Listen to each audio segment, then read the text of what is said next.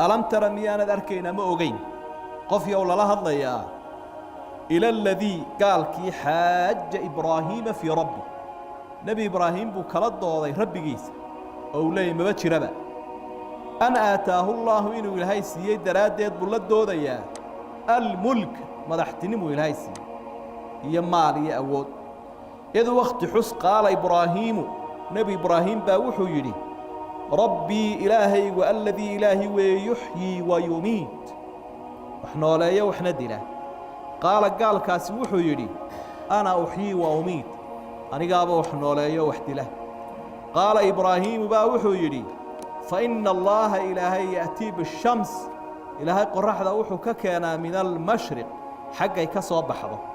فأتي بها أضوء واحد ككينتا من المغرب حقا يكدعضه فبهت الذي كيبا للدوخية أما وريري كفر قالوا بي والله لا يهدي لهي متشهي يوم التوسيه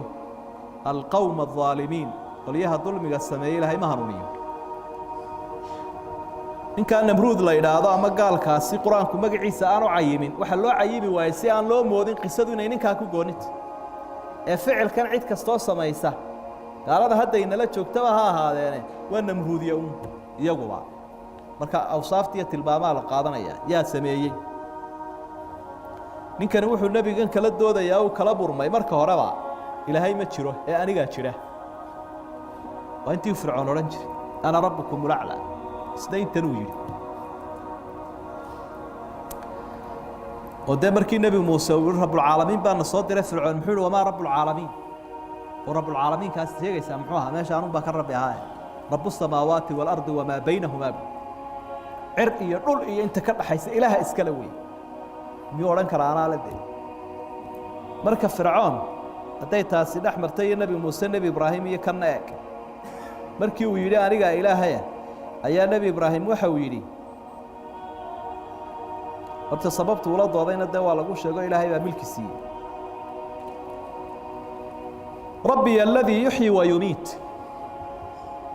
إلهي سجى احتلاه وإحنا نعليه تلمانتي سواته تيسنم لبقف بمدنا دلي مدنا داعي لبقف إلهي نورايستي ونفتي إلهي كتشرته ونمرود وحبة قليلين أيوم متساقبته ودلي كنا وداعي وفلسفة قلعان موت مركا وحول ده كنا دلي كنا داعي مركا كنا أنا دلي كان أن داعينا أنا نوراي لو أن دلي كراي مكابه هل كان مركا أهرنتي تاجنتي ومغالطة وحلايا مغالطة dadka qaar kood ku dabarogi karaa oo inta uu ku harowsan karaa oo oran kara deewar waa runtii kana uu dili karayay deesow kan daayay uu nooleeyay qaar kood baa dadka aqliga qaaban la fastakhafa qawmuhu faadaacuhu ilaahay fircoon qoladiis aqligu ka duufsaday uu kala wareejiyay mawjadiiba uga baxay oo dhinac kale uu wareegay oo wuxuu fa inna allaha yaati bishamsi min al-mashriq faati biha min al-maghrib halkaas aad gashay wadci laad gashay miyaa halkaas aad degtay qorraxdan inoo muuqata xaggaas uu ilaahay ka keenay ka soo baxday yara kala wareeji xagga ka dhacdo ka keen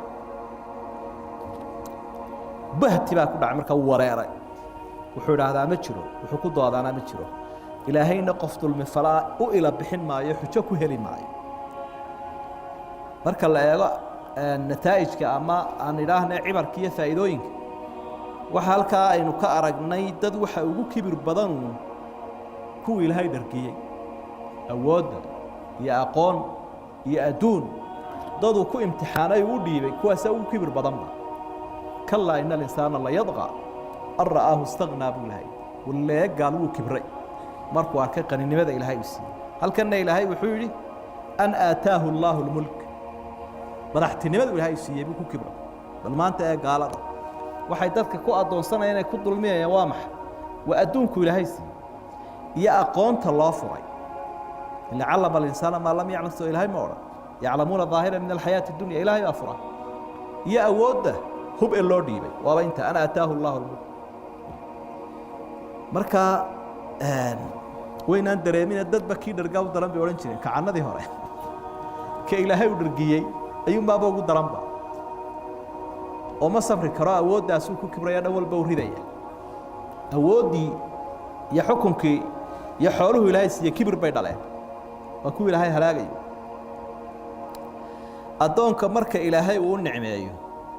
ee dulmi badan uu iska dabageeyo qofku ee daalimnimadu sifa ay u noqoto dariiqu ku hanuunaba ma helaba dulmigu markuu sii batay iyo digtaytirnimada iyo kibirku qofka sifa u noqonaysaa daalim ayuu la baxayaa cuqubada weyne ku dhacaysaa waxa weeye hanuunkii ilaahay laga xirmaaniyaba awliyada ilaahay isagaa garab taaganoo wuxuu u laqimaa mar walba waxay ku guulaysanayaan innaa lanansuru rusulanaa waaladiina aamanuu fi lxayaati dunya wa yowma yaquumu lashhaad ilaahay nasrigiisa awliyadiisu diyaaru leeyihi bal siduu nebi ibraahim ilaahay ugu heliye su-aashii hore su-aasha jawaabta labaada raacdayba wuu xidhxidhayba miiska doodoo lagaaga adkaadaabana ka dagaalka ka daran in miiskaa dooda lagaaga adkaadoo lagugu jebiyo way ka darantay ka dagaalka sidaa daraaddeed baa ilaahay u hiiliyey nebiyullaahi ibraahim oo uu ku hagay xaqi aayaddu waxaynu ka faa'idaysanaynaa qisada wujuubu lmunaadara fii ihbaati alcaqiidati asaxiixati asaliima inay dooddu daruuri tahay waajib tahay ehelkeedu inay doodaan si caqiidada saxdaa dadka loogu iftiimiyo waliba casrigan aynu joogno waa casri dadkii oo dhammi meel keliya isugu wada yimid oo la isku soo dhowaaday laga yaabo intaasoo qof in caqiidadooda laga fasaadin karo marka in qaybaha jihaadka ka mid noqotay in dadka loo bayaamiyo xaqa iyo caqiidada saxda ah waxyaabaha ay qisadu inoo faa'iideynaysa waxaa ka mid ah inaad la timaado usluubka doodda hababka dooddu ku hirgasho ayaa qisada aynu ka faa'iidaysanaynaayo ah marka qof doodaysaan haddii aad aragto waxaa hore ka doodayseen inuu ka faa'iidaysan karo waxa habboon inaad ka dulguurto oo mid aan hadalba gelayn aad keento waayo hadafku ma aha midhkan la isku hayo ee hadafku waxa weeyaan in xaqa la caddeeyo noloshu caynkanay tahay iyo caynkanay tahay iyo caynkanay tahay in laga doodo arrintu ma ahayna waa in jiritaanka ilaahay subxaana wa tacaala la caddeeyaabahe jiritaankii ilaahay si loo caddeeyo taa hore maadaamuu hadal ka keenay iyo muqaaladda iyo warwareeg dadka qaarkoodna ku harowsan karo waxa uu wareegay mid bila hadalaba taasina markaa waxay keenaysaa an tubdila xujata alkhasm qofka kula doodaya dooddiisu inay soo afjaranto si kale haddii loo dhigo inaad difaacun doodda ku jirto waxaa ka quman inaad weerar gasho oo taa hore markii uu ishkaal geliyey ama hadal hadduu la sii wadi lahaa nooc difaaca buu geli lahaa laakiin weerar buu ku dhuftay kii hore ku culusoo barakiciyey asaaliibta doodday ka midta lama odhanayo qisada marka saa loo sii eego nebi ibraahim waxa uu uga guuray masaladii hore ee noloshiiyo geeridee laga doodayey inuu ka caajisay jawaabteeda lama odhanayo laakiin hadafka caamkaa buu tixgeliyo ahaa jiritaanka ilaahay subxaana wa tacaala iyo wixii daliil u ah waxyaabahaasi waxyaabaha qisada laga qaadanayo weeyo iyo asaaliibta ama hababkay dacwadda ummadaha ku gaadhsiin jireen rususha ilaahay inay ka mid ahay dacwadda iyo doodda iyo dagaalka saddexda way isdaba socdaan waa inagaa ku soo maray ku arkaynay suuratu ama ku arkaynay suuratu annaxli aakhirkeeda udcuu ilaa sabiili rabbika bilxikmati walmawcidati alxasana waanadu saa ay u socoto wajaadilhu bilatii hiya axsan ayaa daba taalla haddana dee waxaa daba yaalla haddii gacani timaado wain caaqabtum facaaqibuu bimili maa cuqibtum bihi jihaadkiiyo cadaaladdii wada